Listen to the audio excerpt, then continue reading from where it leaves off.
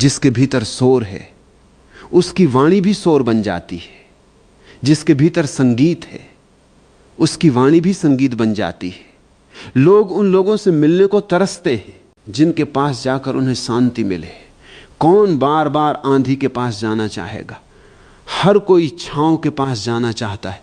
तुम्हारी वाणी छांव बने, तुम्हारे शब्दों में विश्राम हो, तुम्हारे पास बैठकर ऐसा लगे कि कोई बोझ उतर रहा है, तब लोग तुम्हें खोजेंगे।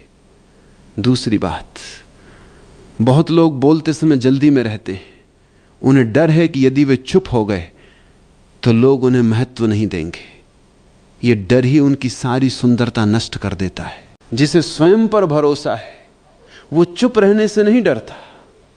वो जानता है कि मौन भी बोलता है।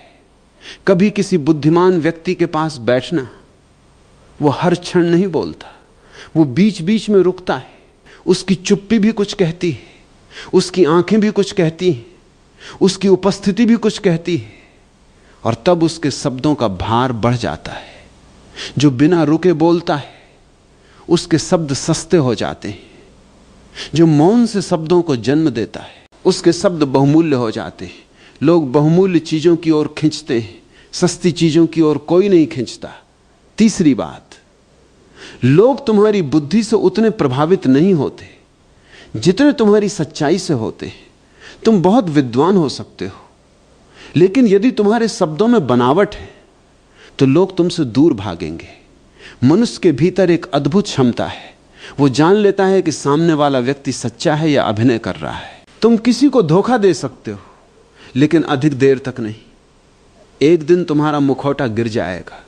इसलिए बोलने की कला का अर्थ अभिनय करना नहीं, स्वयं होना है।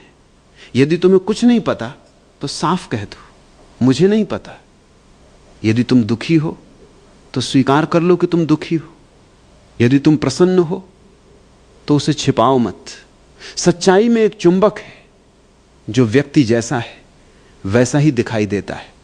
लोग उसके पास सुरक्षित महसूस करते हैं, और मनुष्य वहां बार बार लौटता है जहां वो सुरक्षित महसूस करे। चौथी बात, जब किसी से बात करो तो उसे यह अनुभव होने दो कि इस समय संसार में वही सबसे महत्वपूर्ण व्यक्ति है। यह बहुत बड़ी कला है। अधिकांश लोग सामने वाले को बीच में ही काट देते हैं। वे उसकी बात पूरी नहीं होने देते, वे उसकी आंखों में नहीं देखते, वे उसके शब्दों को पकड़ने से पहले अपने उत्तर तैयार करने लगते हैं। यह सब अपमान है, और अपमान को कोई क्षमा नहीं करता।